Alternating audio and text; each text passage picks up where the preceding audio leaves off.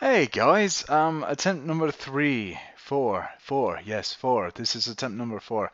I've had two attempts where it didn't record, and a third attempt where it crashed during the middle of the video. So here we go, right? Oh man. All right. So here we are. We're in the Blender interface. As you can see, I've been messing around because I was talking to you guys about all the stuff that you could do. So going to File menu, you can do everything that you can in a regular file. You can save, you can open, you can reconfigure last session, you can save as. But what's really important is you want to go to Input. You want to click Emulate 3-button mouse. Then you want to Save as Default. Look at it. Now you have your mesh or your object tools on the right side, depending on what you've got. If you're in edit mode, it's going to be mesh tools. If you're in object mode, it's going to be object tools, because in edit mode you're looking at the mesh. So everything in here is kind of irrelevant, unless if you're clicking flat shade, which you can notice then it gets all the different faces or jaggedness for flat shading. Smooth will of course make it look smooth. This is your 3D scene editor. What is typically in here when you first start out new, it would be a box which can be added through this, but you don't want to do that. Camera, so that way you can render what you're seeing.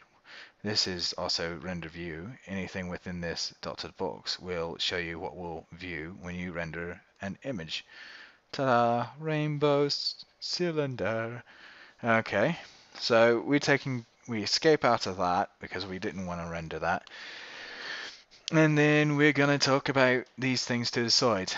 These were covered in class, but not everybody got to make it to class. And then I thought, well, it'd be just as easy to show you during the video. So this is your bake area. Window. No. Page. Tab. Tab. Yes, tab. So this is your bake tab. Everything to do with resolution, institution, education. No, I was just joking. So anything to do with baking, resolution, post-processing, render size, your TGA maps, your ambient occlusion, all that is controlled through here. So you have your next deal is your scene. The only thing that you need to really worry about in here is metric units, imperial, and you don't even have to worry about that for your scopes, to be honest. Then you got in here, you have this. It's kind of cool. You can take and choose to change your background when you render it, so that way you now have rainbow cylinders against a pink fluffy cotton candy background. So that's there. You'll notice that the text didn't render because it was too ugly, and we're going to delete it using the delete key. Note that I right click selected my object before deleting it. So right click allows you to select an individual object. Oh yeah. So we have cotton candy backgrounds and we have this cylinder thing here, right? This is your object menu. It tells you everything that your transform menu and your objects tools menu does. I would tell you more about this, but I've already told you twice about it, and half the stuff doesn't even really apply towards anything to do with your sculpt making, so just forget about it. It's not even worth it by this point. It's blah. Alright, so what is good about this though is you can see different layers if it's present in different layers through the relations.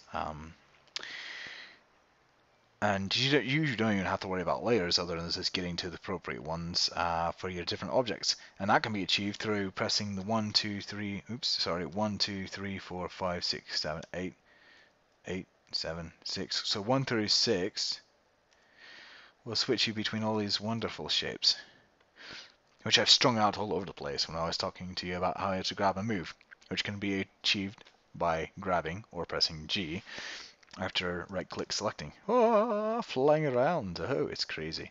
Okay. Oh, go. I hit Control Z. No, I hit Z. So Z shows you the wireframe, and then you can see out through everything, and it's like Superman vision. Alright, so continuing through your tabs, you have modifier tabs, you're not going to be using those. You got the constraints tabs, you're not going to be using those. You're not going to be worrying about that stuff. You're going to be worrying about this because it should always be rainbow color, unless if you're doing an ambient occlusion, which it should be basically a white white material that you can cast your shadows on. Textures. Sorry, so wow. Yeah, I need some sleep, but I'm doing this video. So, anyways, what you have here in your textures is everything would be grey as it is in this window, but the problem is, well, I mean, it's not a problem if you're just worried about the form and shape, but it is a problem if you want it to have some sort of image. Like your carpet in, or your wood floor or something in your house right now would be grey. Would be clay. It would be a clayish grey. It would be a clayish grey, like putty, if it didn't have textures. But instead, it actually has color and it has some sort of, well, texture. It has some sort of visual imagery, a pattern, and repeating across the surface, and that is the purpose of your textures. You don't even worry about these things here. Yeah, all this up here, and this list is basically everything that's in your scene, even between all the different layers. So if you can't find something, you simply can click through all the stuff, and by clicking through all the stuff you can select whatever it is that you're trying to select. Now you won't be able to see it because you're not in the right layer, but as you can see here, left clicking, aha, yeah, I'm doing it. I am selecting without even going to this window. Very handy. And if you want to rename stuff, I believe you can do that through here. Yep, you can right click rename. You can also do that through your object tab. And if you don't want to look at the ugly text, which is on all these different layers, but you want to know what it is or is called, you go down here and you can click the name. Oh, it's a sphere. And then you can delete this again because I really hate that big ugly red text. So yeah, that's a sphere. And I'm just going to pull this special sphere out to the side, and you'll notice that even when it's not selected, that it still shows the object name. And it can also show the axes in relation to the object, and it shows the wire, and then a few other things that you don't even care about. Ta-da! So now that we've got all this, and we know that this is a sphere, and we're going to take that wire thing away, let's talk about how to edit your sphere or any other object. You can press S to resize things, but you'll notice, oh, well, look, I didn't select the backside. It's because this box is selected down here to limit select to visible.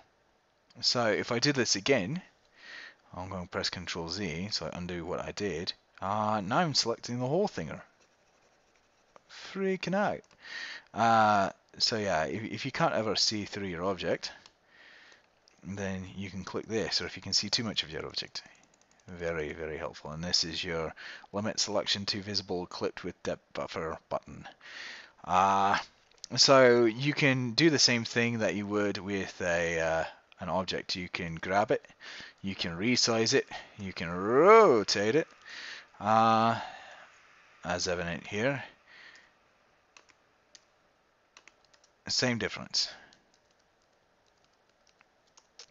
Yeah, that's pretty much it. That's all you do really. Is you take and you select different things, and you can do a selection box by pressing B, and it'll allow you to select everything within your box. Now, even if it's just a corner, you haven't selected the entire object. Like, let's say that I really just want to select this one in here, and you're trying to do that, but you accidentally cut that. Or let's say that you're trying to select this object, even better example. But I drag it from here, and I was just expecting to cover this right here. Oh, well, you accidentally, and then see that happens. It's not pretty. To select everything, press A. To unselect everything, press A again. To see things in X-ray vision, just press Z. You'll feel like Predator or something. Oh yeah, you can select it, and then you can have orange Z Predator vision. Yeah. B, of course, like I said, with dragging left click, does that. If you want to move around in your scene, you have some interesting stuff. I'm not going to cover it as in depth as I did, because then it was just crazy too much time. So 7 gives you ortho, 1 gives you front ortho, 7 gives you top ortho, sorry about that, 1 gives you front ortho, 3 will give you right ortho, and if you want left ortho, well, you can't do that, can you? But you can rotate around your object until you have a artificial left ortho based on the 8, 4, 6, and 2 buttons. So I can just sit here and do this all day and then make absolutely no progress, but feel better about myself because I've been rotating around my object, feeling really spiffy. Let's say that you have a box though, and you want to see it in more of a 3D deal, because ortho is flat, it only shows it from like a one-dimensional perspective, right? So we really know that this is an object though, and it has depth, and so if I move this back, sorry, if I keep on moving this back like this, it shouldn't look like it's all at the same distance, should it? And that's what ortho does. It gives things their depth, their fill, and instead of this 2D-ness, you'll notice that things are in perspective mode, which is why it's called perspective mode or isometric if you're looking at mechanical drilling, which I talked about earlier, but you'll hear about in your 3D printing class that I'll be teaching sometime. So anyways, there's other things that you can do. You can change up these windows. You can make them anything you want. You can make that a graph editor. You can make that a 3D view. You can make it a file browser. You can make it anything, actually. A node editor.